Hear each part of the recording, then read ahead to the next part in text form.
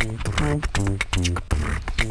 everyone, welcome back to my YouTube channel. My name is Daniel, and today in this video we'll be covering another Lichess training game of mine. This time it was played around a week ago at the time of this recording.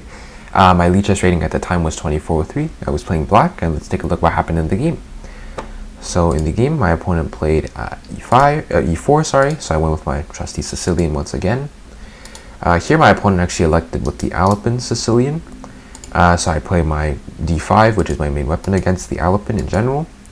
And here my opponent does something really strange, which I actually have never seen before, but it's actually not good, so I'm not too concerned about not seeing it before, as I tend to not remember things that aren't that good. Castles, knight f6, queen to a5. I've seen this, I believe, once or twice before this game, although I knew this wasn't too good because I could just continue with my development. Bishop e7, rook e1, and then here I'd simply castle. And then after knight to b5, I knew knight to b5 wasn't a good move because something looked terribly wrong with this, because I simply have a6, b5 in the future. I do have to defend knight to c7 currently because there is a fork here. So I simply just play queen to d7, knight a3. My opponent literally just wasted 2 moves, so this I knew was a completely horrible plan.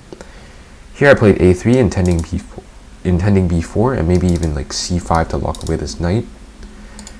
My opponent plays h3. I attack the queen first with a couple of quick tempi. Bishop d6, attack the queen. Queen g5. Here I play h6. Attack the queen again. Queen to h4. And here I find a really nice combination. Here I actually pause for a long time to try to figure out how to trap the queen. Currently, as you'll see, all of these squares are pretty much taken away from the queen. g3 is covered by this bishop here on d6. h5 is covered by the knight. g5 is covered by this pawn. And currently g4 is covered by the knight, and also the bishop is currently on the square as well. So if I could, I would play g5 to trap the queen, because that would take away h4, but then the h6 pawn will be hanging, so I can't actually do that. So here I find a very creative plan. Here I play the move bishop takes f3. And after bishop takes f3, obviously my opponent doesn't want to ruin their pawn structure. Here I play the very nice move knight to e7.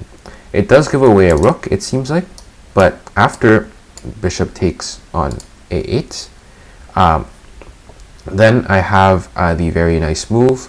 I can play, for example, I can play like knight to g6, for example. This actually traps the queen. As I mentioned, these two squares are both occupied by the knight. This square is occupied by the bishop. So all 3 of these squares are ruled out. The knight currently takes control of the h4 square. f4 is controlled by both the knight and the bishop. e4 is controlled by the knight.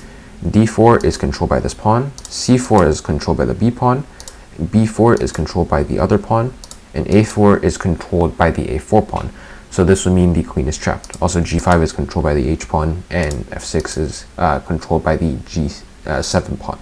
So all of the squares that the queen can go to are now all controlled, and this would mean I would be winning. However, here after knight to e7, my opponent here played the move bishop to e4, stopping knight to g6. However, and I still play knight to g6 anyways. The reason being is because if we trade, then I have the move g5 at some point, because then it serves the same purpose to take away the h4 square, because keep in mind, my bishop takes away f4 anyways, which was the other square that this knight on g6 took care of. So all I needed was something to attack the h4 square, and I would win the queen. So here bishop takes on g6, f takes on g6, and here I played the move, so f takes on g6. My opponent played f3 to give their queen some breathing room. Here I played bishop to c7. I want to play queen to d6, queen h2, some ideas like this. Here my opponent played knight c2, and here after queen to d6, setting up queen h2 ideas. Here my opponent played king to f1, and here I simply played queen to d3, and my opponent resigned, seeing the fact that my queen is now forking the knight on c2 as well as the king on f1. So this game was, again, another really smooth game. I managed to punish my opponent because in the Alpine, I know the idea was c3 to begin with, is to play the move d4, and my opponent never got that in. Not too sure why. This queen a4 and this knight to b5 idea was really dubious. Not too sure why my opponent did that either. So managed to very nicely, very quickly refute my opponent's opening mistakes in 21 moves. Very happy with this game. As you can see at the end, all 3 of these pieces are still on the home rank. Both of my rooks are connected. My pieces are all active. They're all taking away important squares. This queen especially is really active. And my opponent really just didn't stand a chance in this game, especially considering they made a lot of opening mistakes. So I hope you all enjoyed this game, and thanks for watching.